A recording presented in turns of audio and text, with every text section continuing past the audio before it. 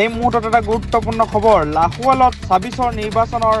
ৰণসিঙা বজালে অসম জাতীয় পৰিষদৰ সভাপতি লুৰিণজ্যোতি গগৈয়ে আৰু এই মুহূৰ্তত আমি চাবুৱা লাইভৰ দৰ্শকসকলক দৃশ্যাংশ দেখুৱাইছোঁ আৰু কেইবা শতাধিকে অসম জাতীয় পৰিষদত যোগদান কৰিছে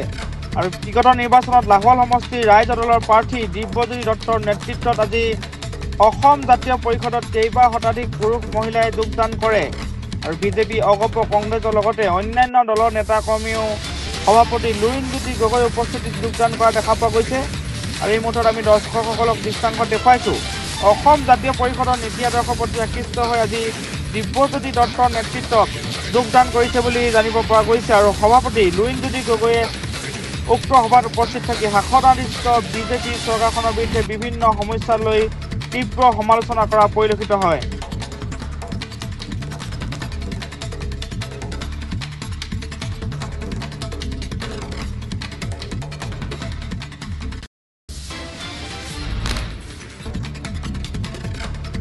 অসম জাতীয় পৰিষদৰ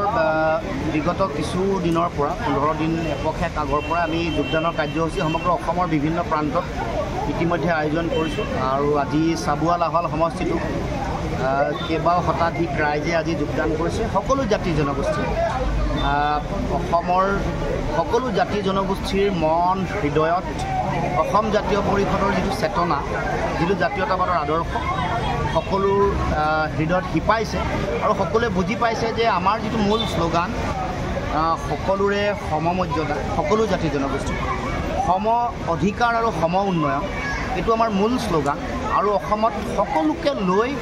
স্বাভিমানী অসমীয়া মহাজাতি সত্তাৰ যিটো আদৰ্শ সেই জাতীয়তাবাদৰ যিটো চেতনা সেইটোক আমি প্ৰতিনিধিত্ব কৰিব খোজোঁ। সেইকাৰণে চাবুৱা লাহোৱাল সমষ্টিৰ আজি দিব্যজ্যোতি দত্ত এগৰাকী সদৌ অসম ছাত্ৰ সন্থাৰ নেতা আছিল। তাৰপিছত বিগত নিৰ্বাচনত ৰাইজৰ দলৰ পৰা লাহোৱাল সমষ্টিৰ পৰা প্ৰতিদ্বন্দ্বিতা কৰি আজি তেখেতে যোগদান কৰিছে। কেইবাগৰাকীও বিজেপি আৰু এজিপিৰ বিষয়ববীয়া কৰ্মকৰ্তা যোগদান কৰিছে আৰু বিভিন্ন প্ৰান্তৰ পৰা ৰাইজ আহিছে। ইয়াত হিন্দীভাষী অসমীয়া ব্যক্তিসকলেও যোগদান কৰিছে, চাহ জনগোষ্ঠী আদিবাসী ৰাইজ, তাৰ উপৰিও বাংলাভাষী বহু মানুহো যোগদান কৰিছে। সকলোৰে মাজত এটাই উপলব্ধি হৈছে যে এটা নিজৰ দল লাগে, আমাৰ মানুহৰ অধিকাৰৰ হকে যুঁজিব পৰা, আমাৰ মাটি ভেটি ৰক্ষা কৰিব পৰা, ভাষা কৃষ্টি সংস্কৃতিৰ হকে সদায় যুঁজিব পৰা জাতীয়তাবাদী এক ৰাজনৈতিক শক্তি বা সত্তাৰ প্ৰয়োজনীয়তা আছে আৰু সেই চিন্তা চেতনাক অসম জাতীয় পৰিষদে প্ৰতিনিধিত্ব কৰে। এই কথা ৰাইজে মৰ্মে মৰ্মে উপলব্ধি কৰি অসম জাতীয় পৰিষদৰ নীতি আদৰ্শৰ প্ৰতি শ্ৰদ্ধাশীল হৈ বহু ব্যক্তি যোগদান কৰিছে। গতিকে মই আহি থাকিব লগা দিনসমূহত মই আশা ৰাখিম যে আমাৰ দলৰ যিসকল নেতা কৰ্মকৰ্তাই যোগদান কৰিছে তেওঁলোকেও গাঁৱে ভূঞে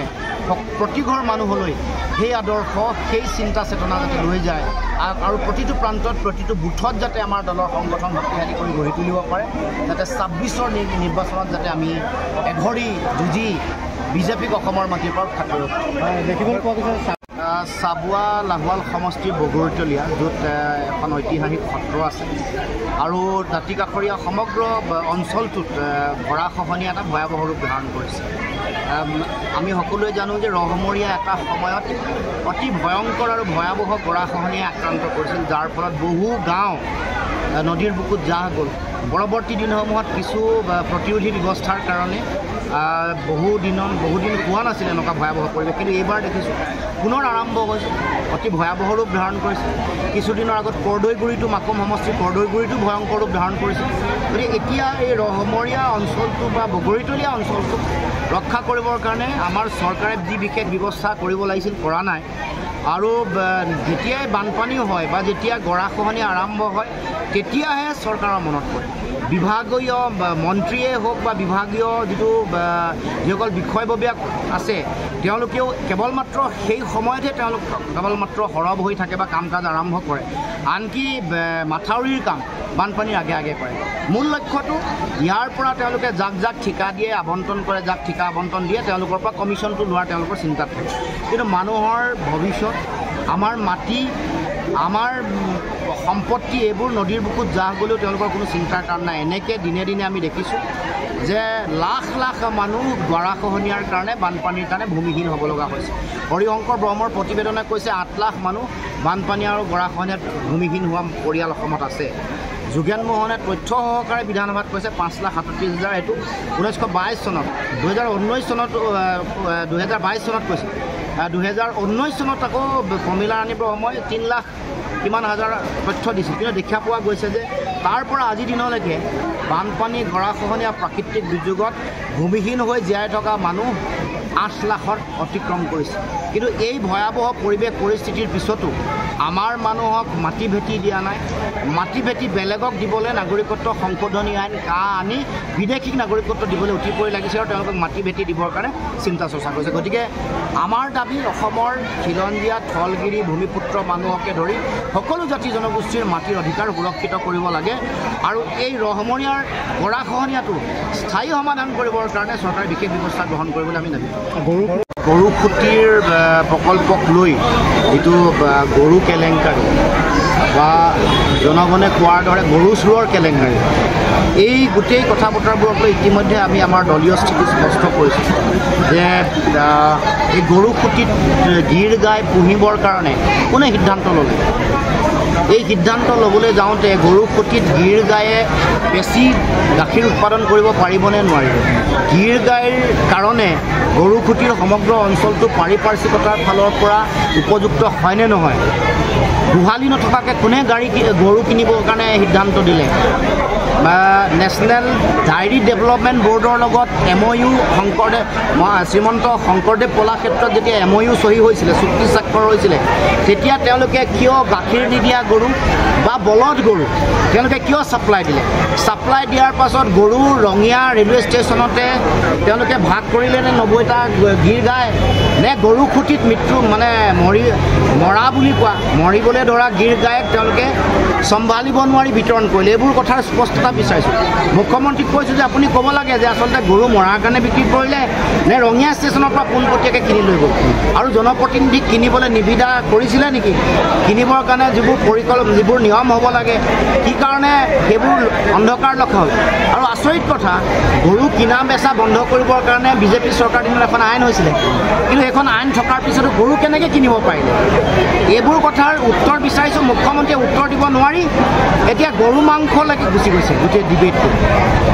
মানে ইছ্যু ডাইভাৰ্ট কৰিবৰ কাৰণে মুখ্যমন্ত্ৰী এইকেইদিন দিন ৰাতি ক্ষতি কৰি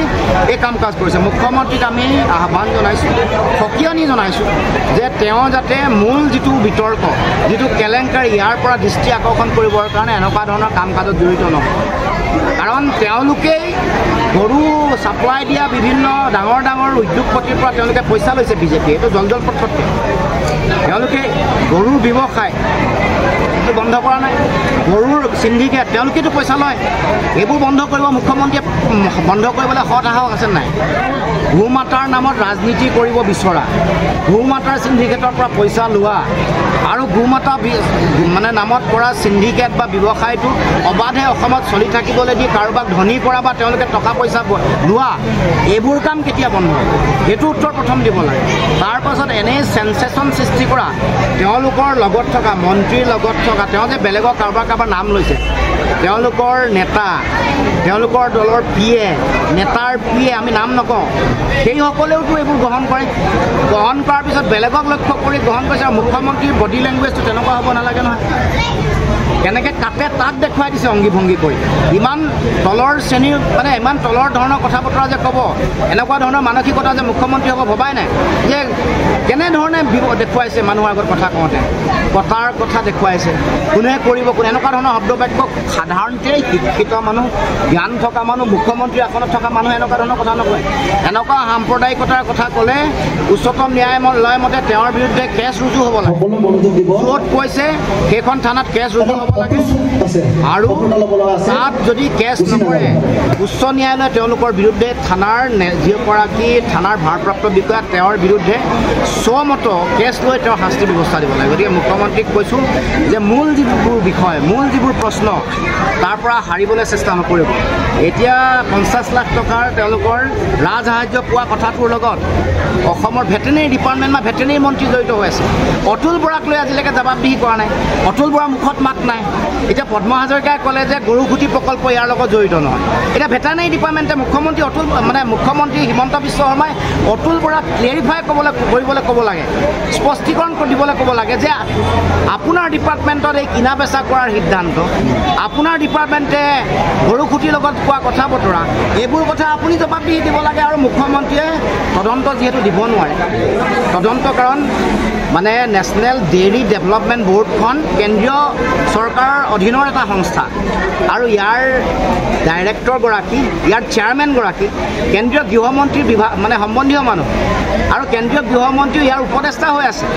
গতিকে প্ৰধানমন্ত্ৰীয়ে ইয়াৰ তদন্ত কৰিব পাৰিব গতিকে প্ৰধানমন্ত্ৰীলৈ আহ্বান জনাইছোঁ অসমৰ মুখ্যমন্ত্ৰীক তদন্ত আওতালৈ আনিব লাগে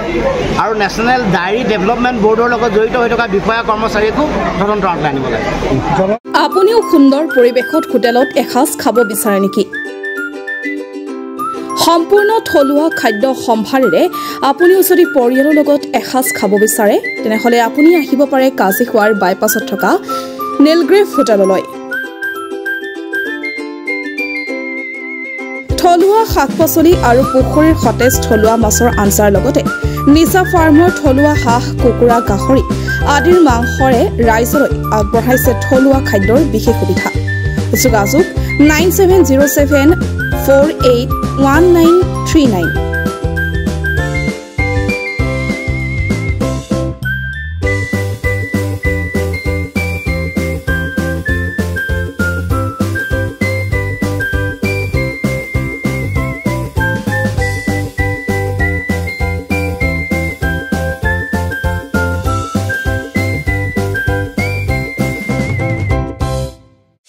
চাবুৱাবাসীৰ বাবে সুখবৰ চাবুৱা চিবি ট্ৰেডাৰ্ছত চলি আছে বাম্পাৰ অফাৰ আপুনি নতুনকৈ ঘৰ সাজিম বুলি ভাবি আছে নেকি তেনেহ'লে এতিয়া আৰু চিন্তা নাই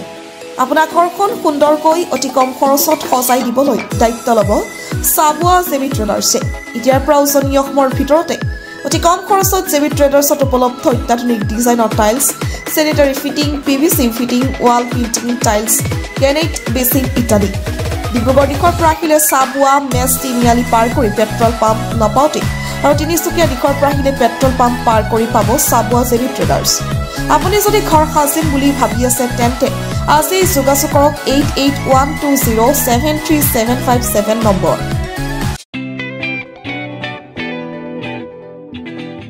ৰোগীসকলৰ বাবে ভাল খবৰ চাবুৱা ছেইণ্ট লুকছ হস্পিটেলত পাব ৰেহাই মূল্যত চিকিৎসা চাবুৱাৰ ছেইণ্ট লুকছ হস্পিটেলত এক্স-ৰে চিটি স্কেন আল্ট্ৰাছাউণ্ড অত্যাধুনিক মেচিনৰ দ্বাৰা লেবৰেটৰী টেষ্ট ইত্যাদি পৰীক্ষাসমূহ ডিব্ৰুগড় জিলা নাৰ্ছিং হোমতকৈ 40% ৰেহাই মূল্যত কৰা হয় লগতে ডায়েবেটিছ ৰোগীসকলে হায়দৰাবাদৰ পৰা অহা বিশিষ্ট চিকিৎসক ডাক্তৰ শুভান্দৰী চন্দ্ৰৰ পৰা পৰামৰ্শ ল'ব পাৰিব স্ত্ৰী আৰু প্ৰসূতি ৰোগৰ বাবে হায়দৰাবাদৰ স্ত্ৰী ৰোগ বিশেষজ্ঞ ডাক্তৰ উমা দেৱী ভিয়ে চিকিৎসা আগবঢ়াব লগতে উৰিষ্যাৰ পৰা অহা চিকিৎসক ডক্তৰ ৰঞ্জন কুমাৰ জিনাই নিউৰলজি চিকিৎসা আগবঢ়ায় গতিকে এতিয়াৰ পৰা আপোনালোকে ৰেহাই মূল্যত বিশিষ্ট চিকিৎসকসকলক তেওঁলোকৰ অন্তৰ্গত সকলো বেমাৰ দেখা কৰি পৰামৰ্শ ল'ব পাৰিব প্ৰয়োজন সাপেক্ষে ৰোগীসকলে যোগাযোগ কৰিব পাৰিব 8822455808 নম্বৰত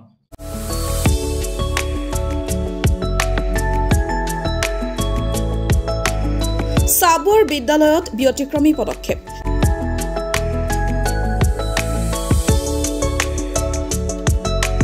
আৱাৰ চাইল্ড বিদ্যালয়ে মুকলি কৰিলে সুইমিং পুল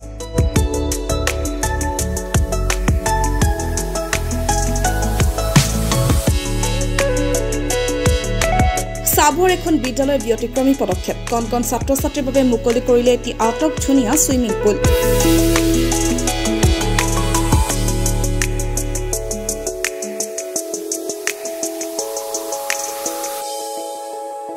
চাবুৱাৰ এখন জনপ্ৰিয় শিক্ষা প্ৰতিষ্ঠান আৱাৰ চাইল্ডে ল'লে প্ৰশংসনীয় পদক্ষেপ উল্লেখ্য যে কেৱল বিদ্যাধনিক শিক্ষাৰেই নহয় মনোৰঞ্জনকাৰী শিক্ষাৰ ক্ষেত্ৰখনৰ যোগেদিও যাতে ছাত্ৰ ছাত্ৰীক আগুৱাই লৈ যাব পাৰি তাৰে দুবছৰজোৰা প্ৰয়াস অব্যাহত ৰাখি বিদ্যালয়খনে তেওঁলোকৰ লক্ষ্যত উপনীত হয় প্ৰণিধানযোগ্য যে বৃহত্তৰ চাবুৱা অঞ্চলত প্ৰথমবাৰৰ বাবে এখন বিদ্যালয়ত স্থাপন কৰা এই ছুইমিং পুলত 3 বছৰৰ পৰা 15 বছৰলৈকে বিদ্যালয়ৰ লগতে বাহিৰৰ ছাত্ৰ ছাত্ৰী সকলোকো সাঁতোৰৰ প্ৰশিক্ষণৰ সুযোগ দিয়া হ'ব ব্যতিক্ৰমী শিক্ষাদানেৰে ইতিমধ্যে চৰ্চা লাভ কৰা এই বিদ্যালয়খনৰ এনে মনোৰঞ্জনকাৰী পদক্ষেপে বৃহত্তৰ চাবুৱা অঞ্চলৰ সচেতন মহলৰ পৰা ভূয়সী প্ৰশংসা লাভ কৰা দেখিবলৈ পোৱা গৈছে